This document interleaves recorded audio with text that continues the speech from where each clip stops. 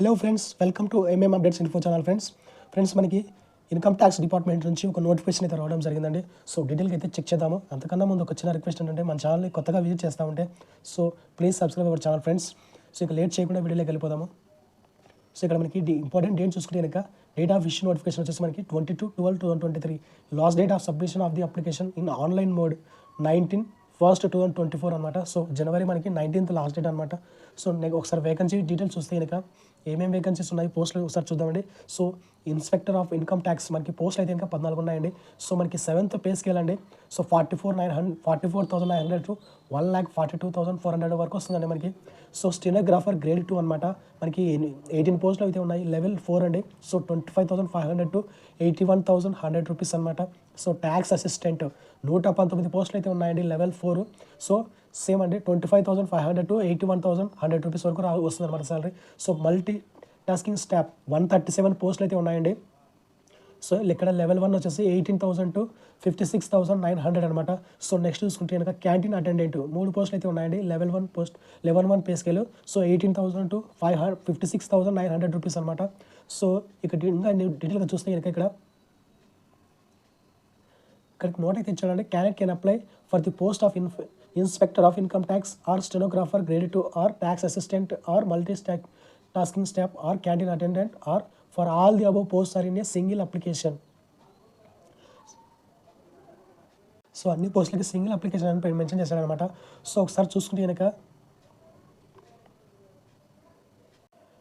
So ఇక్కడ selection criteria ఇచ్చాడండి. So order of preference వచ్చేసి మనకి ఫస్ట్ ప్రిఫరెన్స్ వచ్చేసి who have represented in the country international competition with the clearance of Department of Youth Affairs and Sports. So first preference వచ్చేసి మనకి country వైజ్గా అండి.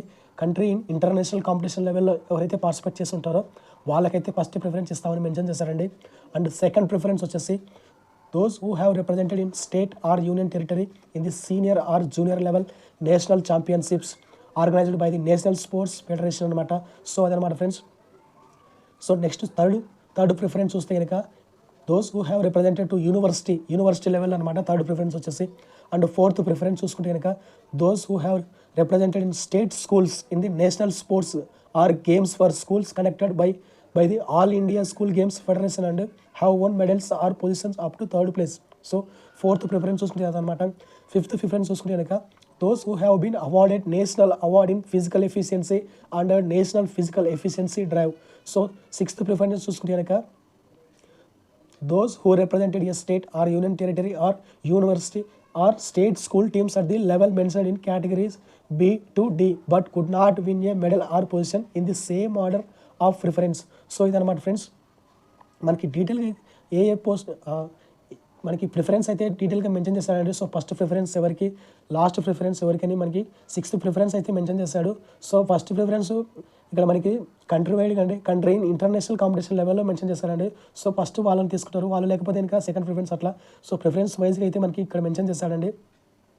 So ఇక్కడ మనకి ఏమేమి గేమ్స్, ఇక్కడ స్పోర్ట్స్ కోటా అని మెన్షన్ చేస్తాడు కదా, అసలు ఏమేమి స్పోర్ట్స్ ఉండాలి అంటే ఇక్కడ మెన్షన్ చేస్తాడండి. Archery, athletics, atyapatya, badminton, badminton, baseball, basketball, mallakhamb, motor sports, netball, para sports, pencak silat, polo, power lifting and ఇంకా మనకి చాలా మెన్షన్ చేస్తారండి స్పోర్ట్స్ కూడా. సో ఈ స్పోర్ట్స్లో మీకు ఏదైనా ఉంటే కనుక సర్టిఫికేట్ అలాంటిది సో మీరు ఎలిజిబుల్ అనమాట. సో అప్లై చేసుకోవచ్చు. సో ఇంకా చూసుకుంటే ఇక్కడ మనకి form 1, form 2, form 3, form 4, form 5 అని ఇచ్చాడండి. సో ఫామ్ 1 వచ్చేసి మనకి ఇంటర్నేషనల్ కాంపిటీషన్ లెవెల్, ఫామ్ 2 వచ్చేసి నేషనల్ కాంపిటీషన్, ఫామ్ 3 వచ్చేసి ఇంటర్ యూనివర్సిటీ టోర్నమెంట్స్, ఫామ్ 4 వచ్చేసి national sports games for schools, form 5 వచ్చేసి ఫిజికల్ ఎఫిషియన్సీ డ్రైవ్ అనమాట. సో ఇక్కడ మనకి ఏంటంటే the authority competent to award certificates on eligibility for recruitment of sports persons. So form 1 వచ్చేసి మనకి secretary of the national federation of game concerned and form 2 చూసుకుంటే కనుక secretary of the national federation of secretary of the state association of the game concerned. Form 3 చూసుకుంటే కనుక Deen of sports or other officer in overall change of sports of the university concerned. And form 4 చూసుకుంటే కనుక director or additional or joint or deputy director in overall change of sports or games for schools in the director of public instructions education of the state concerned. So వీళ్ళు issue చేసిన certificates అని mention చేశాడు అనమాట.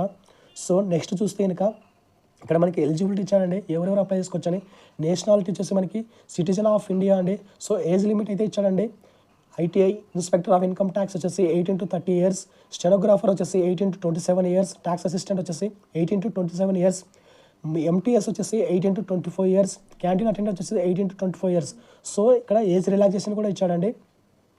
SC ఎస్టీకి 10 years ఇచ్చారు. ఇంకా చూసుకుంటే కనుక ఇక్కడ మనకి ఎడ్యుకేషనల్ క్వాలిఫికేషన్ కూడా ఇచ్చాడండి. ఒకసారి చూద్దాము. ఎసెన్షియల్ ఎడ్యుకేషనల్ క్వాలిఫికేషన్స్ వచ్చేసి ఇన్స్పెక్టర్ ఆఫ్ ఇన్కమ్ ట్యాక్స్ వచ్చేసి డిగ్రీ ఉండాలండి.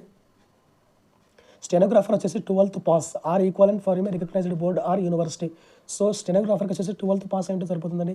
ట్యాక్స్ అసిస్టెంట్ వచ్చేసి మనకి డిగ్రీ ఉండాలండి, ఏదైనా degree. So MTS multi tasking staff వచ్చేసి matriculation or equivalent pass 10th class ఉంటే సరిపోతుందండి.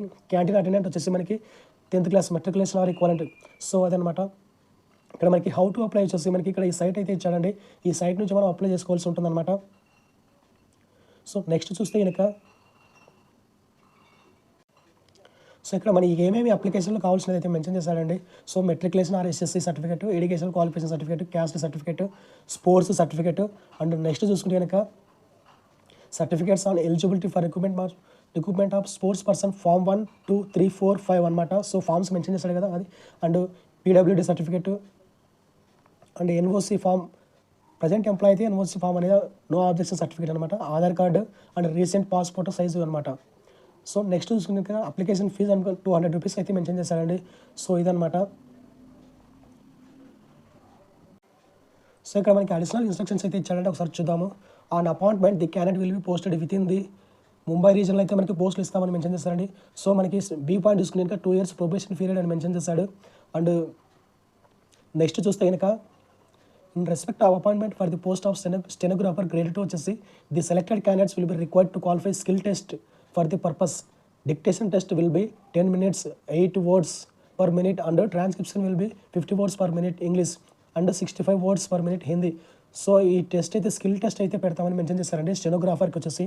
అండ్ నెక్స్ట్ చూస్తే కనుక సి పాయింట్ చూస్తే ఈ పాయింట్ చూస్తే మనకి ట్యాక్స్ అసిస్టెంట్కి వచ్చేసి మనకి డేటా ఎంట్రీ స్కిల్ టెస్ట్ పెడతామని మెన్షన్ చేస్తారండి.